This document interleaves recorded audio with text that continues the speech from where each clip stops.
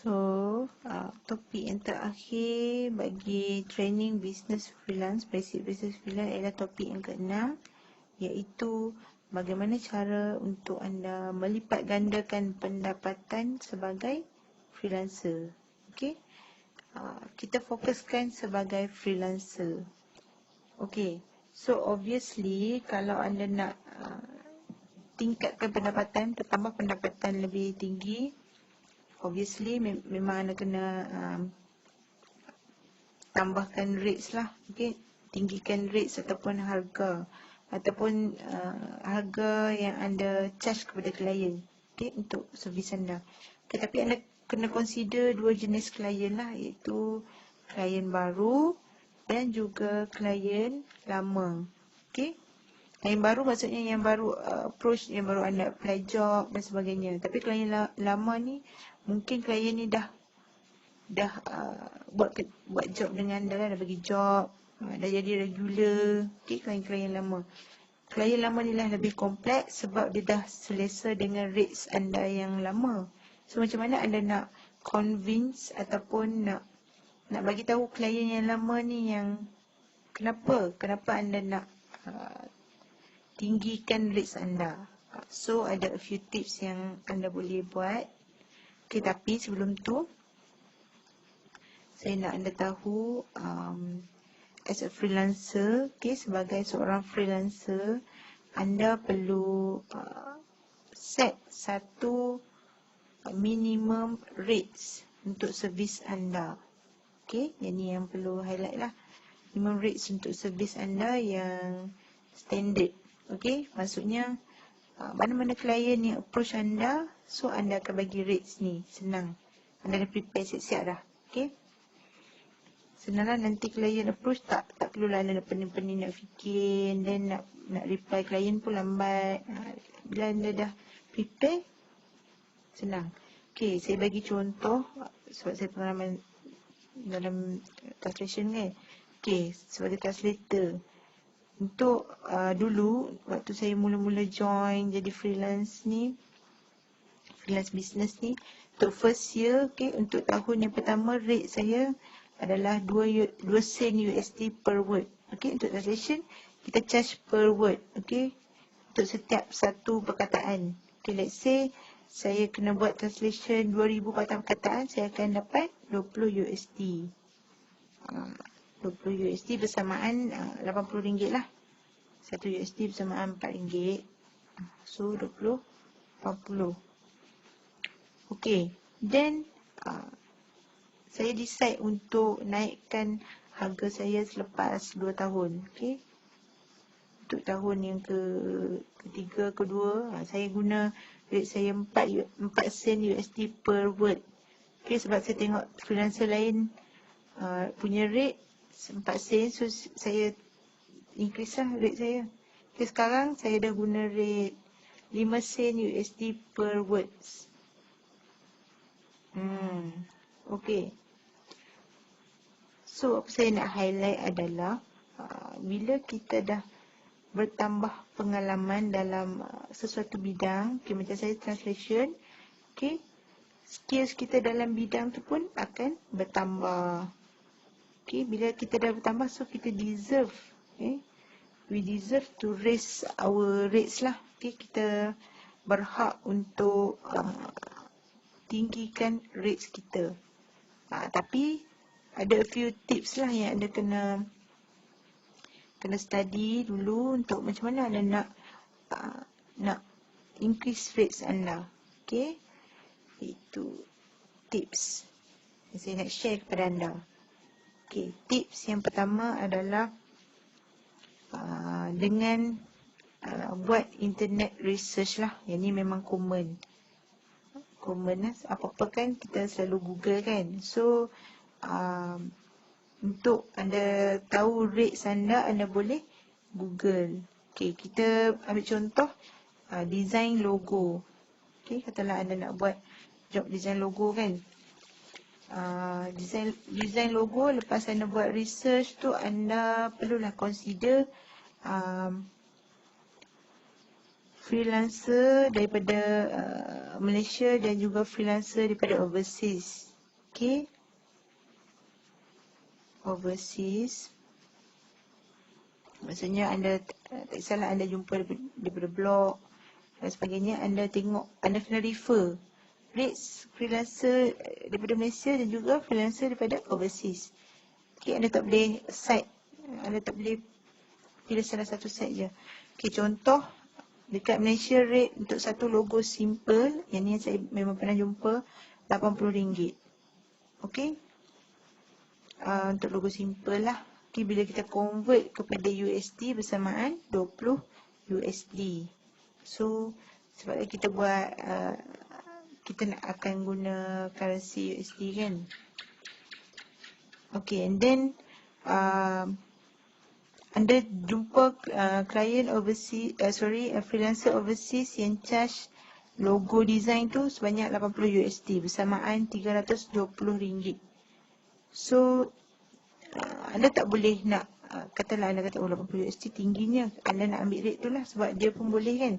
Okay, anda tak boleh buat macam tu sebab kita anda mungkin akan di-approach oleh klien Malaysia. So better anda ambil rates yang tengah-tengah lah, antara 20 USD dengan 80 USD. Anda tak boleh terlalu rendah sangat sebab nanti anda berharga kan. Jadi ambil tengah-tengah so that anda boleh approach klien Malaysia dan juga approach klien overseas. Okay, contohnya anda decide untuk ambil 40 USD, RM160. So mungkin anda rasa berbaloi dengan RM160 tu, berbaloi dan dengan effort anda untuk design dan sebagainya, anda boleh decide lah. Okay, jangan terlalu tinggi dan jangan terlalu rendah. So tu salah satu tips untuk decide rates lah. Dan barulah anda boleh set minimum rates. Okay, sama juga dengan skills-skills yang lain. Anda buat research dan anda boleh compare rates. Okay, anda writing ke apa ke, anda boleh compare rates and then anda boleh tengok reason. Kalau anda tengok blog, memang dia akan bagi tahulah reason kenapa diorang tinggikan rates diorang. Kat situlah anda dapat idea. Sebenarnya ada skill design ke, writing, translation ke, semua akan apply benda yang sama. Okay, buat research. Data entry, semua boleh buat benda yang sama. Okay, anda cari reason kenapa freelancer tu tinggikan rates dia. Kat situlah anda boleh approach klien, nanti anda boleh dapat idea lah untuk bagi tahu klien kenapa anda perlu perlu tinggikan rates. Okay, tips yang kedua adalah dengan menambah add-ons ataupun extra services lah yang anda boleh bagi kepada klien. Okay, maksudnya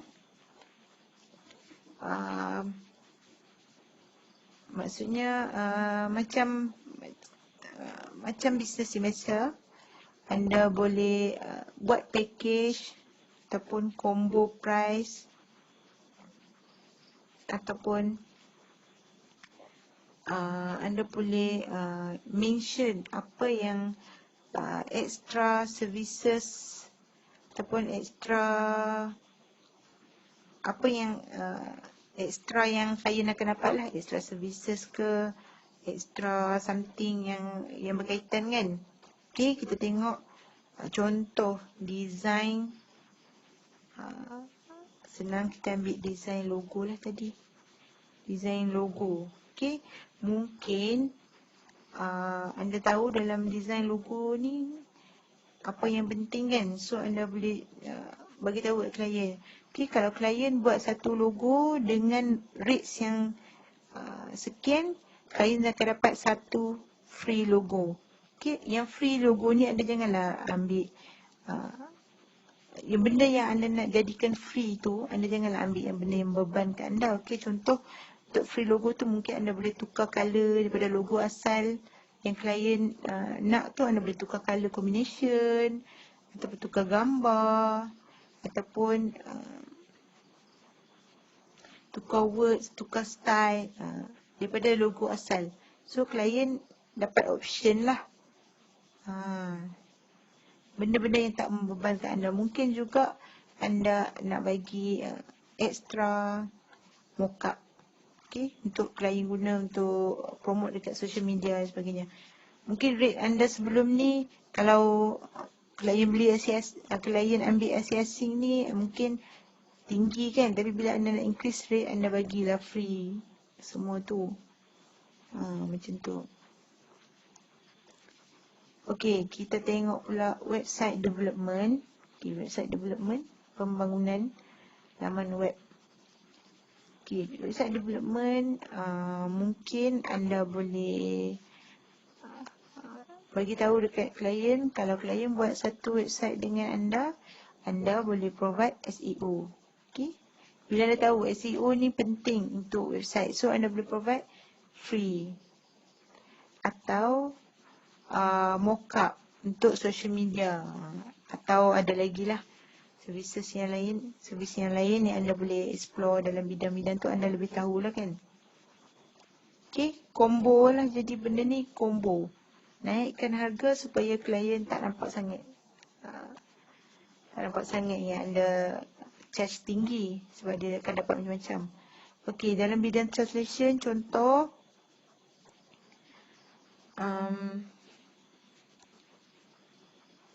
contoh translation, anda cakap bila buat translation dengan anda buat translation, klien akan dapat free proofreading ataupun free editing. Okay, sebab untuk translation selalunya kalau klien hire anda as translator, dia kena cari proofreader dengan editor yang lain lah untuk buat. Jadi benda tu akan tambahkan kos klien kan. Tapi bila anda provide sebagai extra services, okay, free service, menguntungkan klien akan nampak menguntungkan.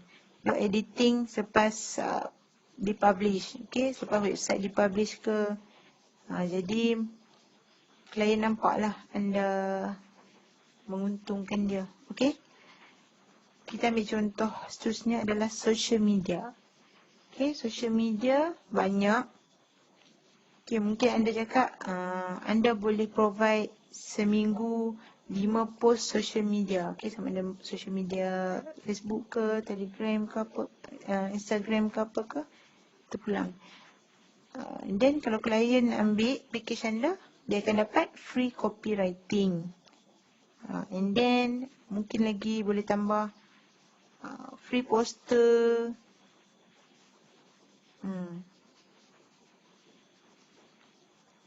Free poster. Poster ni anda boleh buat guna Canva je, tak susah sangat. Okay, ini benda-benda yang extra yang anda boleh bagilah. Okay, untuk dalam bidang data entry, untuk skill data entry, sebenarnya tak banyak offer yang anda boleh offer, tapi mungkin anda boleh highlight kepada klien yang anda akan betul-betul make sure data tu tepat. So apa yang anda boleh highlight, anda akan buat 3 kali review. So anda akan check data tu, data yang klien bagi tu sebanyak 3 kali. So barulah klien puas hati kan. Okay, to make sure data adalah error free ataupun tak ada error. Maksudnya tak ada error ataupun 100% accurate. Okay, benda-benda yang melibatkan data ni memang bagi klien, dia nak benda tu tak ada typo dan memang betul-betul 100% accurate lah. Tu sangat penting lah untuk data. So apa yang penting tu anda perlu highlight, baru klien nampak wow, macam tu. Okay, next tips yang ketiga adalah anda fokus satu skill sahaja ataupun satu niche. Okay, mungkin dalam bidang dalam case design kan, bila anda buat research, anda nampak design ni brochure, kalau design brochure demand dia lagi tinggi. So anda boleh decide anda pun dah pandai buat brochure, anda boleh decide untuk explore lebih mendalam bidang brochure. Okay, untuk fokus bidang brochure design. Okay, sama juga dengan skill-skill yang lain kan. Okay, dalam brochure design, so anda kena spesifik lah dalam brochure design tu apa yang penting.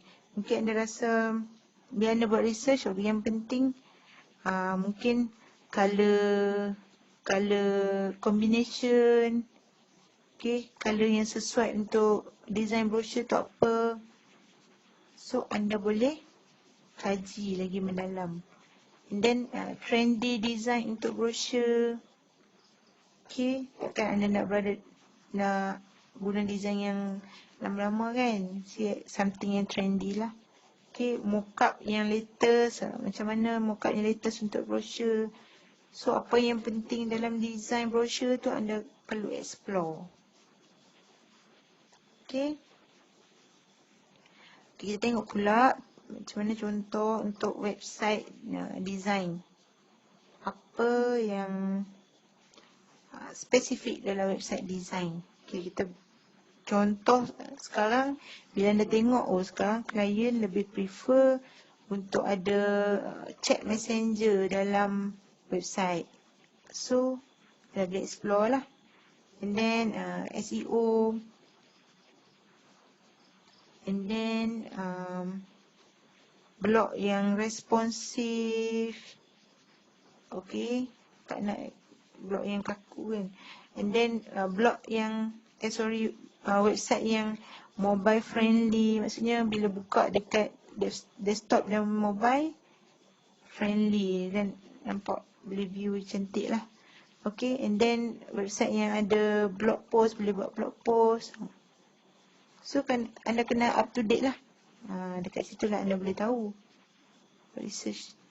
And then dalam bidang translation, bila anda explore, anda tahu software apa yang high demand, yang demand untuk klien. Okay, saya bagi contoh Trados, SDA Trados. Itu antara software translation yang high demand lah. Nanti saya akan explain lah pasal translation. Okay, untuk yang nak fokus translation. Okay, terms untuk translation. Okay, contoh TPE. TPE ni sebenarnya stand for translation, proofreading plus editing. Translation plus proofreading plus editing. So kalau klien tiba-tiba approach anda, tanya what is your TPE rates, so takkan anda tak tahu kan. So anda kena explore lagi mendalam dalam bidang translation. Bila anda explore, anda fokus, anda akan dapat nampak lah benda-benda yang penting dalam sesuatu bidang tu. Okay, so social media contoh, anda kena tengok sekarang 2021 apa yang trending. Okay, trending apa? Trending social media, trending apa-apalah yang melibatkan social media. Contoh trending social media, TikTok, Reels, ataupun apa, Bigo,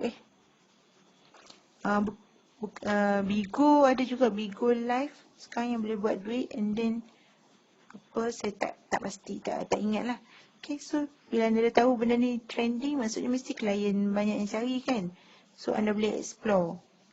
Dan SEO, social media, ada SEO, ada apa,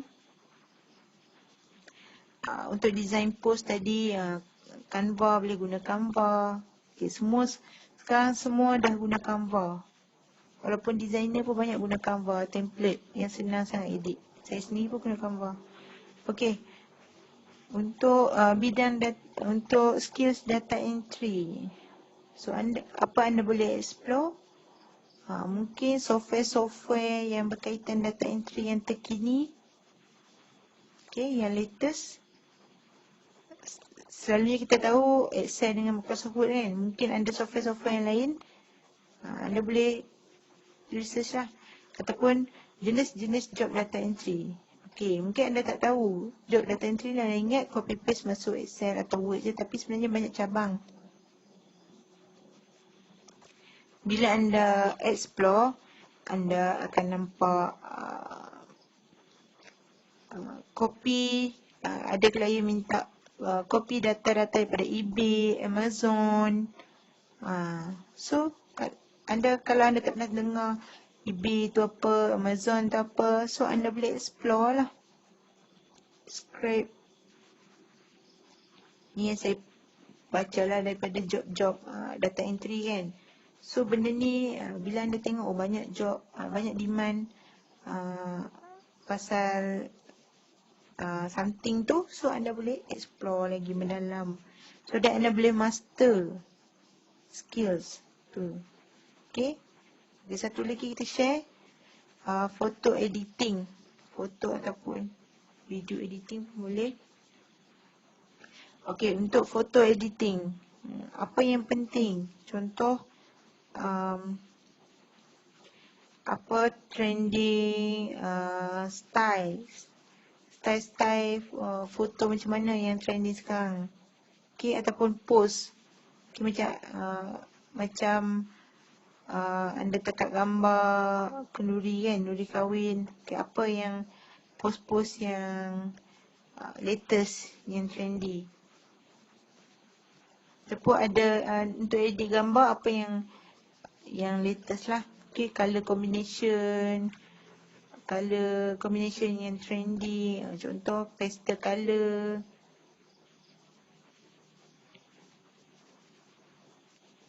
Okay, pastel. Sekarang orang dah suka pastel, minimalist. So anda kena tahulah. Then anda boleh explore lah benda-benda yang high demand. Better anda explore benda-benda yang high demand. Okey, tips yang keempat adalah untuk tambahkan pendapatan, anda perlu tambahkan skills anda. Okey. Okay, tadi kita dah tengok untuk satu-satu. Tadi kita tengok tips yang ketiga tadi, fokus satu skill kan. Dalam tu ada banyak cabang kan. Untuk faham tentang color combination dan sebagainya. So anda perlu tambahkan skill pula untuk spesifik dalam skill yang besar tu. Okay, contoh anda boleh refer YouTube atau Google. Boleh follow expert ataupun freelancer yang berpengalaman dalam bidang yang anda nak explore tu lah. Okay.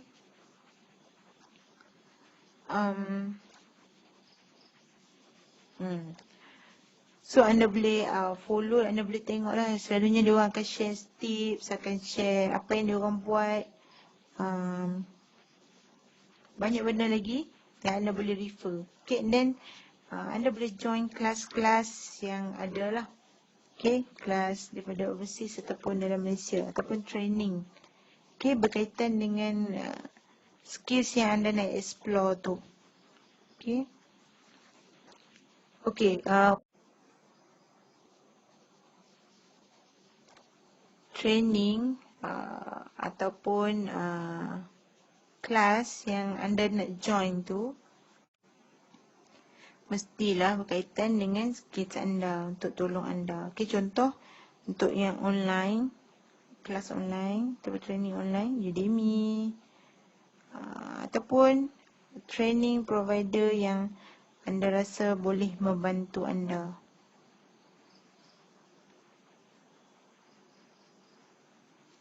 Okay, yang boleh membantu anda dari segi yang meningkatkan skills anda lah. Okay, skills daripada segi apa? Skills dalam bidang apa? Dalam bidang yang anda nak explore ataupun skills dalam bidang freelancing. Okay, sorry.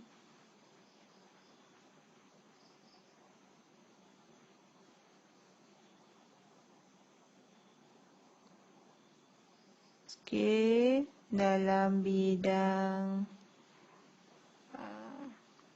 yang anda explore tu atau skill dalam freelance lah. Okay, bila anda dah sebenarnya anda dah ada skills yang anda rasa boleh market, so anda mungkin nak explore skill dalam bidang freelance, okay, freelance ataupun marketing. Macam mana nak marketing, macam mana nak jumpa klien, ikut. Tu semua banyak sangat training provider yang buat lah, tak semestinya training provider yang famous sebenarnya. Okay, kalau anda rasa dia boleh bagi satu value kepada anda boleh proceed saja, tak perlu tunggu training yang famous, okay. Tapi tengoklah yang berkaitan. Okay, untuk kami sendiri Freelancer Squad Academy, okay, kami sendiri sebenarnya adalah training provider lah. Okay, kami akan provide training. Okay, provide training, bukan bagi job tapi provide training. Okay, sebagai training provider. Okay, so apa yang kami boleh provide adalah training untuk bidang-bidang freelancer atau bidang-bidang freelance business, okay, freelancing. Okay, untuk pekerja bebas, okay, dalam bidang freelancing, freelance, so kami akan provide training. Okay, and kami akan provide training juga tentang marketing lah, marketing dari segi marketing dalam market Malaysia dan overseas. Jadi itu secara ringkas tentang training. Okay, dalam training yang kami nak provide juga, saya nak share sikit.